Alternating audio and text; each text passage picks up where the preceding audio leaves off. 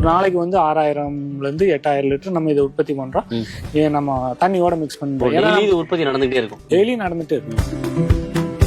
சாணம் கோமியம் எல்லாமே வந்து இந்த தொட்டிக்கு வந்து கீழே ஒரு பைப் லைன் இருக்கு, ஒரு 6 இன்ச் பைப் இருக்கு, அது வழியா நம்ம கழுவி விட்டோம்னா எல்லாமே இந்த தொட்டிக்கு வரும்.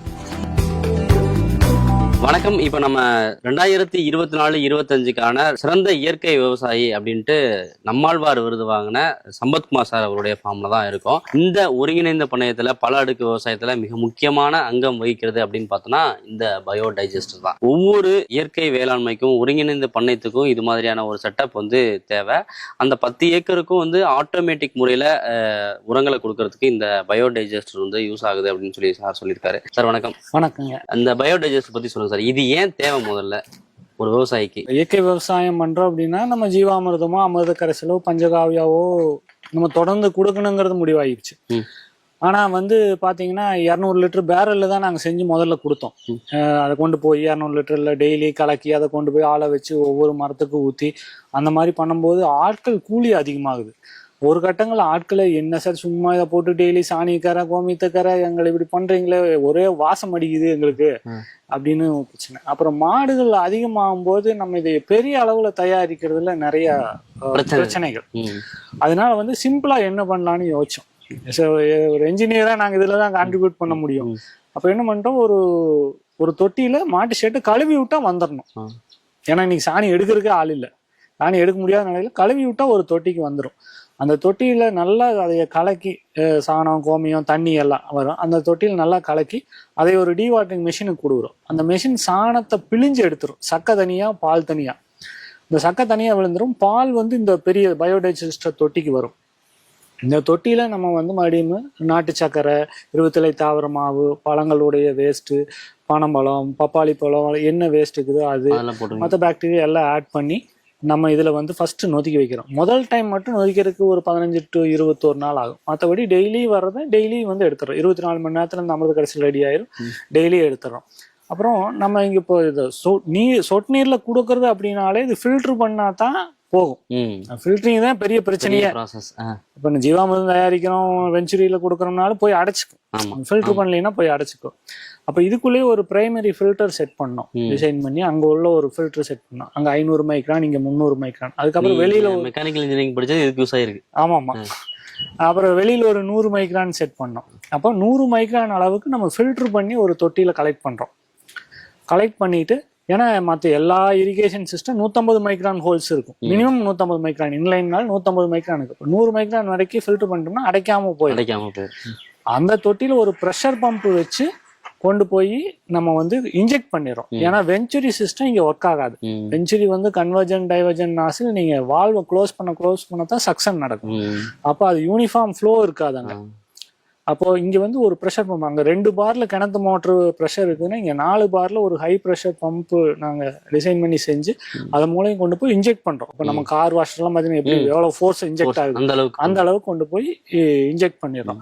ஸோ எப்பெல்லாம் தண்ணி போகுதோ அப்பெல்லாம் இதைய வந்து மிக்ஸ் பண்ணிடுறோம். ஒரு நாளைக்கு தண்ணியோட மிக்ஸ் பண்ணி ஒரு நாளைக்கு வந்து 6000ல இருந்து 8000 லிட்டர் நம்ம இதை உற்பத்தி பண்றோம். நம்ம தண்ணியோட மிக்ஸ் பண்றோம். உற்பத்தி நடந்துகிட்டே இருக்கும், டெய்லி நடந்துட்டே இருக்கும். டெய்லி வரதை டெய்லி உற்பத்தி பண்ணிடுறோம். ஏன்னா நம்ம தண்ணி 7 நாளைக்கு ஒருக்கா தான் கொடுக்குறோம். நம்ம தண்ணி எப்பெல்லாம் கொடுக்கும்போது அப்போ உரமா கொடுக்கணுங்கிறது தான் இந்த இது. ஏன்னா நம்ம அங்க கரிம சத்து, மற்ற பயிர்கள், இத்தனை பயிருக்கு தேவையான சத்து எல்லாமே வந்து நம்ம தண்ணியோட உரம் சேர்ந்து போறதுனாலதான் அதனோட வளர்ச்சி வந்து நல்லா இருக்குது.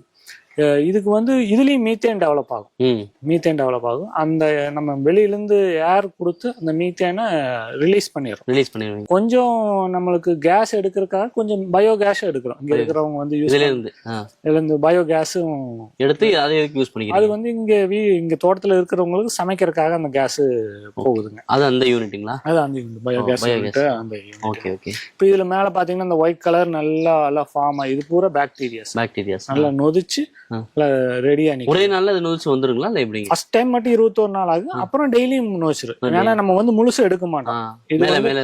மேல இருந்து எடுப்போம். இது மொத்தம் ஒரு 4.5 அடி ஹைட், 1.5 அடிக்கு மட்டும்தான் வெளியே எடுப்போம். 65% அப்படியே நிறுத்திடுவோம். நம்ம எடுக்கவே மாட்டோம். அப்போ மீதி மறுபடியும் 10,000 லிட்டர் இன்னைக்கு ஆட் பண்றாங்க சாயந்தரம்னா அடுத்த நாள் அது ரெடி ஆயிரும். ஏன்னா இப்போ நம்ம இந்த அமைப்பு வந்து ஒரு பெரிய விவசாயிக ஒரு 10 மாடு 20 மாடு இருக்குது, ஒரு 50 மாடு இருக்குது, அந்த மாதிரின்னா இந்த மாதிரி போயிட்டோம்னா நம்மளுக்கு கொஞ்சம் ஈஸியா அதை உற்பத்தி செய்ய முடியும். சின்ன விவசாயிங்க 1 ஏக்கர் 2 ஏக்கர் ஒரு மாடுங்களுக்கு இவ்வளவு பெருசு தேவையில்லை. இந்த அமைப்பு தேவையில்லை. கவு ஹாஸ்டல் இதுக்கு ரொம்ப யூஸ் ஆகுது. ஆமா ஆமா ஆமா ஆமா.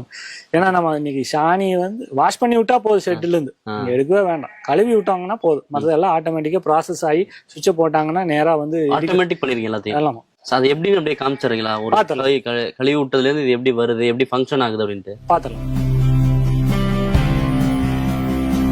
இப்போ வந்து பாத்தீங்கன்னா நம்ம மாட்டு தொழுவத்திலிருந்து கழுவி விடுற தண்ணி, சாணம், கோமியம் எல்லாமே வந்து இந்த தொட்டிக்கு வந்துடும். கீழே ஒரு பைப் லைன் இருக்கு, ஒரு 6 இன்ச் பைப் இருக்கு, அது வழியா நம்ம கழுவி விட்டோம்னா எல்லாமே இந்த தொட்டிக்கு வரும். இந்த தொட்டிக்கு வர்றதை நம்ம ஒரு அஜிடேட்டர் வச்சு நல்லா கலக்கிறோம். சாணம், கோமியம், தண்ணி எல்லாம் நல்லா மிக்ஸ் பண்றதுக்காக கலக்கிறோம். கலக்கிட்டு ஒரு ஸ்லரி பம்பு மூலியமா நம்ம வந்து அந்த டீவாட்டரிங் மெஷினுக்கு கொடுக்குறோம். அந்த மிஷின் இதுல இருந்து வர ஸ்லரிய சக்கை தனியா பால் தனியா பிரிச்சிருக்கு. அந்த மிஷின் எடுத்தது போக மீதி தண்ணி தான் இங்க வருது. அது ஆட்டோமேட்டிக்கா எவ்வளவு டென்சிட்டிக்கு தகுந்த மாதிரி அந்த மிஷினை எடுத்துக்கும். எடுத்தது போக தண்ணி மீதி இங்க வருது. அந்த சைடு பவுடர் விழுந்துரும். சாணி அந்த சக்கை நம்ம வீட்டுக்கு குளிஞ்சு எப்படி சக்கை அந்த மாதிரி சக்கை விழுந்துரும். தண்ணி வந்து இந்த தொட்டியில விழுகுது. இப்போ இங்க பாத்தீங்கன்னா தண்ணி இந்த தொட்டியில விழுந்துட்டு இருக்குது. இங்க விழுகிற இந்த சாணி பால் தான் வந்து பாத்தீங்கன்னா நம்ம வந்து மறுபடியும் நொதிக்க வச்சு அமிர்த கரைசலா மாத்தி அதையே மறுபடியும் ஃபில்டர் பண்ணி ஒரு டேங்க்ல கலெக்ட் பண்றோம். அங்கிருந்து வந்து பாத்தீங்கன்னா கொண்டு போய் இன்ஜெக்ட் பண்றோம். இப்போ இந்த மொத்த செட்டப், இந்த மொத்த ப்ராசஸையும் பாத்தீங்கன்னா நம்ம வந்து பேட்டன் காப்புரிமை வாங்கி இருக்கிறோம். நம்ம இப்போ கண்டுபிடிச்சதுக்காக இது நீங்க தான் கண்டுபிடிச்சிருக்கீங்க. நம்ம தான் கண்டுபிடிச்சதுக்காக காப்புரிமை நம்ம வாங்கி இருக்கோம். வெளியிலயும் இந்த மாதிரி நீங்க பண்ணி கொடுக்குறீங்க? பண்றோம். வெளியில் நிறைய விவசாயிகள் இன்னைக்கு பண்றோம். ஒரு 50-60 யூனிட் பண்ணோம். பெரிய விவசாயி 200 மாடு வச்சிருக்கிறவங்களுக்கு எல்லாம் பண்ணோம். அவங்களுக்கு அந்த வேஸ்ட் டிஸ்போசலே பெரிய பிரச்சனை. அவங்களுக்கு வந்து பெரிய அளவுல பயோகேஸ் பிளான்ட் போட்டு அதுல இருந்து எலக்ட்ரிசிட்டி ஜெனரேஷனு அந்த மாதிரி எல்லாம் கூட பண்ணிருக்கிறோம். இப்போ மினிமமா இதை பண்றதுக்கு மினிமம் காஸ்ட் எவ்வளவு பண்ணலாம்? மினிமம் ஒரு 2 லட்சம் ரூபாய் இருந்தா பண்ணலாம். மினிமம் ஒரு 5 ஏக்கரா இருக்கிறவங்களுக்கு அந்த அளவுக்கு இருந்தா போதும். அந்த அளவுக்கு இருந்தா கூட மினிமம் அளவுல பண்ணலாம். இந்த ஒரு தொட்டி 1, 2 இந்த 2 தொட்டி இருந்தா போதுமா? 3 தொட்டி கடைசியா கலெக்ட் ஆகிறதுக்கு ஒரு தொட்டி. இதுல இருந்து கலெக்ட் ஆகுறதுக்கா? ஆமா ஃபைனலா கலெக்ட் ஆகுது. இதுல இருந்து ஃபைனலா போய் கலெக்ட் ஆகிறதுக்கு ஒரு தொட்டி. பாத்தீங்கன்னா அந்த பயோடைஜஸ்டர் பெரிய தொட்டியில இருந்து நல்லா நொதிச்சு ரெடியான அமிர்த கரைசல் வந்து இங்க கலெக்ட் ஆயிட்டு இருக்குது. இதுதான் ஃபைனலா கலெக்ட் ஆகிற டேங்க். இப்போ 2 பைப்லையுமே ஃபில்டர் ஆகி வர்றதை இங்க கலெக்ட் பண்ணிட்டு இருக்கிறோம். இப்போ இதுக்குள்ள வந்து ஒரு ஹை ப்ரெஷர் பம்ப் இருக்குது. இந்த பம்பு மூலியமா கொண்டு போய் எங்க கிணத்துடைய டெலிவரி ஸ்டார்டிங் பாயிண்ட்டும் அந்த இடத்துல கொண்டு போய் நம்ம கனெக்ட் பண்ணிக்கிறோம். இப்போ ஹை ப்ரெஷர்ல இது போய் அது கூட இன்ஜெக்ட் ஆகி தண்ணி கூட கலந்து போய்க்கும். ஸோ எப்பெல்லாம் தண்ணி போகுதோ அப்பெல்லாம் இது ஆன் பண்ணோம்னா இது மிக்ஸ் ஆகி போய்க்கும். இல்லை அது ஆட்டோமேட்டிக் பண்றதுனால சிங்க்ரனைஸ் பண்ணி டைமிங் போட்டு மேட்ச் பண்ணிடலாம். அப்போ நம்ம தண்ணி எப்பெல்லாம் போகுதோ அப்போ உரம் கலந்து போயிட்டு இருக்கு. வர யூரின் சாணம் எல்லாத்தையுமே வந்து இந்த ஒரு ஹை ப்ரெஷர் பம்பில் வந்து வாஷ் பண்ணி விட்டோம்னா இந்த ஒரு கட்டுற வழியாக இங்கே கீழே பைப் இருக்குது. கீழே ஒரு 6 இன்ச் பைப் கொடுத்துருக்குது. இது வழியாக வந்து கலெக்ட் ஆகி நம்ம அந்த முதல்ல சொன்ன டேங்க்குக்கு போயிடும். இது வந்து ஈஸியாக நம்ம டெய்லியும் வந்து வாஷ் பண்ணிக்கலாம். செட்டு சுத்தமாக இருக்கும். சாணம் அல்லணுங்கிறதும் கூட கிடையாது. ஸ்லோப் அதுக்கேதாலும் பண்ணிருக்கீங்களா? அப்படி ஸ்லோப் அதுக்காக சும்மா 1 இன்ச் ஸ்லோப் இருக்கு. கீழேயும் பைப் கொடுத்துருக்கு. அதுல கலெக்ட் ஆகி நேரா பைப் வழியா அங்க போயிடும்.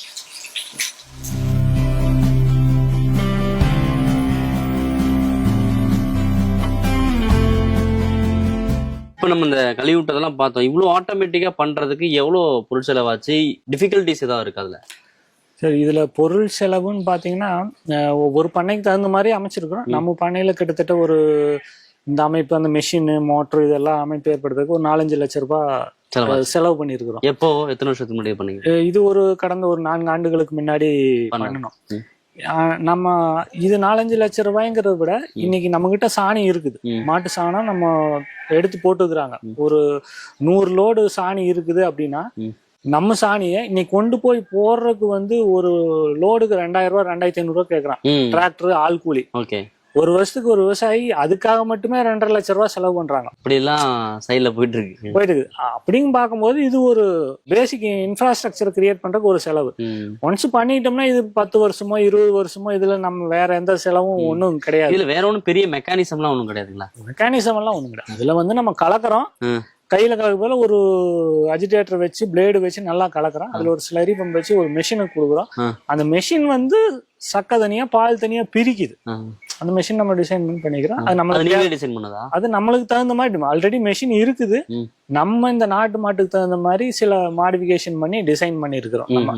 ஏன்னா அது நாட்டு மாடுனா ஒரு மாதிரி, ஆட்டு புழக்கினா ஒரு மாதிரி, ஹெச்எஃப் ஜெர்சி மாடுனா அந்த சாணம் வேற மாதிரி இருக்கும். அதுக்கு தகுந்த மாதிரியான மாற்றங்கள் நம்மளுக்கு எவ்வளவு தூரம் அது புழிஞ்சு வரணும் அப்படிங்கறத நம்ம அதை பண்ணிருக்கிறோம். இதுல இன்னொரு ப்ரெஷர் பம்ப் வச்சிருக்கோம். அது வந்து இந்த கெமிக்கல் இண்டஸ்ட்ரீஸ்ல எல்லாம் யூஸ் பண்ணுவாங்க, ஹை ப்ரெஷர்ல போறதா அந்த மாதிரியான ஒரு பம்ப் வச்சிருக்கிறோம். இதெல்லாம் என்னன்னா நம்மளுடைய வேலையை எளிதாக்கு. ஆளே இல்லைனாலும் நம்மளால இதை கொண்டு போய் தோட்டத்துக்கு சேர்த்த முடியும்.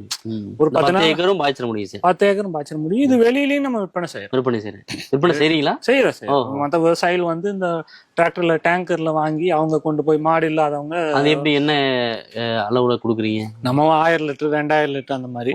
வெறும் நம்ம 3 ரூபாய்க்கு தான் கொடுக்குறோம். 1 லிட்டரே 3 ரூபாய்க்கு தான் கொடுக்குறோம். தண்ணியே 20 ரூபா சொல்றாங்க, 3 ரூபாய்க்கு. அவங்க என்னன்னா நம்ம அதை பழகணும். அவங்க அட்லீஸ்ட் அதை கொடுத்து அவங்க பழகணும். எந்த அளவு எஃபெக்டிவா இருக்கு. அப்போ நம்ம இதை கொடுத்தோம்னா நல்லா இருக்கும், நம்மளும் இயற்கை விவசாயத்துக்கு மாறலாங்கிற ஒரு எண்ணம் அவங்களுக்கு ஏற்படும். அதுக்காக நம்மளுக்கு ஏன்னா நம்மளுக்கு தேவையை விட அதிகமா தான் இருக்குது. நிறைய மாடுகளுக்குன்னா தேவையை விட அதிகமா தான் இருக்குது. அப்ப நம்ம அதுக்காகவும் நம்ம கொடுக்குறோங்க. இதுல என்ன அந்த அமிர்த கரைசல் மட்டும் ரெடி பண்றீங்களா, இல்ல என்ன உரம் கிடைக்குது? இதுல அமிர்த கரைசல் மட்டும்தான். ஓகே, அமிர்த கரைசல் மட்டும். இந்த உரத்தை வந்து இந்த 10 ஏக்கருக்கும் பயன்படுத்துறதுனால உங்களுக்கு எந்த அளவுக்கு வந்து விளைச்சல் அதிகமா இருக்கு? வேற உரங்கள் கொடுக்குறீங்களா, இது மட்டுமே போதுமானதா இருக்கா? நம்ம இது மட்டும் தான் கொடுக்குறோங்க, வேற எந்த உரம் கொடுக்கறது இல்ல. நம்ம மீன் அமிலம் கொடுக்குறோம், மாசம் ஒருக்கா மீன் அமிலம் கொடுக்குறோம். இந்த உரம் மட்டும்தான் மேஜரா இதுதான் கொடுக்குறது. நம்ம மண்புழு உரம் உற்பத்தி செய்யறோம், ஆனா நம்ம பயன்படுத்துறோம், வெளியில விற்பனைக்கு தான் கொடுத்துறோம் மண்புழு உரம்லாம்.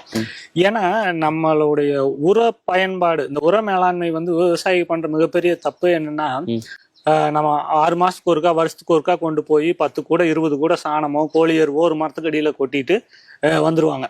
அது வெயில் மழைக்கெல்லாம் காஞ்சு வேஸ்டா போய், ஏன்னா முழுசு மரம் எடுத்துக்க முடியாது, ஒரே டைம்ல முழுசு சாப்பிட முடியாது. நான் இன்னைக்கு 4 இட்லி சாப்பிடணும்னா 4 இட்லி தான் சாப்பிட முடியும். நான் 40 இட்லி ஒட்டுக்கா சாப்பிட்டு மீதி 30 நாள் வெறும் தண்ணியை குடிச்சிட்டு படுத்துக்கன்னா முடியாது. அதே மாதிரிதான் மரம். சோ மரத்துக்கு ஒரு தொடர்ந்து உரம் கொடுக்கறது மட்டும்தான் சரியான முறை. இன்னைக்கு அதுக்காகத்தான் இன்னைக்கு வந்து பாத்தீங்கன்னா இன்னைக்கு யூரியாவே நேனோ யூரியா லிக்விடா வந்துடுச்சு. அப்ப நம்ம தண்ணியில உரம் கொடுக்கறது தான் ஈஸி. இனிமேல் சாலிடா கொண்டு போய் கூடையா போடுறதுக்கு ஆட்களும் கிடையாது. இந்த இதெல்லாம் கஷ்டம் கூட, நேர விரையும் அதிகமாகும். அப்ப இது வந்து நம்ம தொடர்ந்து கொடுக்கும்பொழுது அதனோட விளைச்சல் வந்து அதிகமாயிருக்கு. கிட்டத்தட்ட பாத்தீங்கன்னா 123 காயில இருந்து 156 காய் வரைக்கும் இன்னைக்கு விளைச்சல் அதிகமாயிருக்கு. ஒரு மரத்துக்கு ஆண்டுக்கு விளைச்சல் அதிகமாயிருக்கு. மண்ணுடைய அங்க கரிமச்சத்து 0.3 to 2.58 ஆயிருக்குது. இதுக்கெல்லாம் மெயின் காரணம் இதுதான். மெயின் காரணம் இந்த நம்ம முதல்ல ஜீவாமிர்தம் செஞ்சோம், அமிர்த கரைசல் ஜீவாமிர்தம் ரெண்டுமே பண்றோம். அமிர்த கரைசல் நம்ம தொடர்ந்து கொடுக்குறோம். ஜீவாமிர்தம் பக்கத்துல இருக்குங்களா? ஜீவாமிர்தம் பக்கத்துல இருக்கு.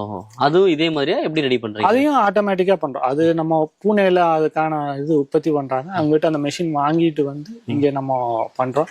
அது எப்படின்னு பாத்திரலாம். அடுத்த பார்க்க போறது பாத்தீங்கன்னா இது வந்து ஜீவாமிர்தம் யூனிட். ஏன்னா நம்ம நிறைய பேர் ஜீவாமிர்தம் செய்யறோம், 200 லிட்டர் பேரல்ல செய்யறோம், அதை கலைக்கு கொண்டு போய் ஊத்துறதுல பல பிரச்சனை இருக்கு. இது இந்த சிஸ்டம் வந்து பூனேல தயாரிக்கிறாங்க. இது என்ன பண்ணுதுன்னா, நம்ம சாணம், கோமியம், சர்க்கரை, மாவு, ஒரு கைப்பிடி மண் மேல இருக்கிற ஒரு மிஷின் கலைக்கு உள்ள போட்டோம்னா இது வந்து ஒரு 3 நாள்ல ஜீவாமிர்தம் ரெடி ஆயிரும். இதுல 3-4 ஸ்டேஜா வந்து ஃபில்டர் வச்சிருக்காங்க. அப்போ நம்ம ஓபன் பண்ணி விட்டோம்னா பாத்தீங்கன்னா நம்மளுக்கு ஃபில்டர்டு ஜீவாமிர்தமா வரும். கம்ப்ளீட்டா வந்து 100 மைக்ரான் அளவுக்கு ஃபில்டர் ஆகி வந்துடும். அப்போ இந்த ஃபில்டர் ஆகி வர்றது எங்கேயுமே அடைக்காது, நம்ம தண்ணியில போயிடும். அது உள்ள இருக்கிற கசடுகளை மறுபடியும் மோட்டர்ல இருந்து வர்ற லைன் கொடுத்துருக்குது. பேக் வாஷ் பண்ணீங்கன்னா ஒரு 10 நிமிஷம்ல நம்ம கிளீன் பண்ணிடலாம். கிளீன் பண்ணிட்டு மறுபடியும் நம்ம வந்து ஃபில் பண்ணிக்கலாம். ட்ரம் அங்க தனித்தனியா வச்சுக்கலாம். அது சார் அதுல வந்து பாத்தீங்கன்னா நம்ம வேஸ்ட் டீகம்போசர் வச்சிருக்கிறோம். அதுக்கப்புறம் பாத்தீங்கன்னா வேம் தயாரிக்கிறோம். மற்ற பாக்டீரியாஸ் எல்லாம் வேணுங்கிறத தயாரி தனி. இப்ப ஜீவாமிர்தம் இது மட்டும் தான். ஜீவாமிர்தம் இது மட்டும். சார் இப்போ உங்களுடைய அந்த அமிர்த கரைசலுடைய அந்த பயோடைஜஸ்டர் செட்டப் பார்த்தோம், அப்புறம் இந்த ஜீவாமிர்தம் செட்டப் பார்த்தோம். ஒரு இயற்கை விவசாயி அதுவும் ஒரு 10 ஏக்கருக்கு மேலே பண்ணும்போது இப்படிலாம் ஸ்மார்ட்டாக யோசிச்சா மட்டும்தான் வந்து சக்ஸஸ் பண்ண முடியும் அப்படிங்கிறது உங்கள்கிட்ட இருந்து தெரிஞ்சுக்க முடிஞ்சிச்சு. Thank you sir. நன்றி.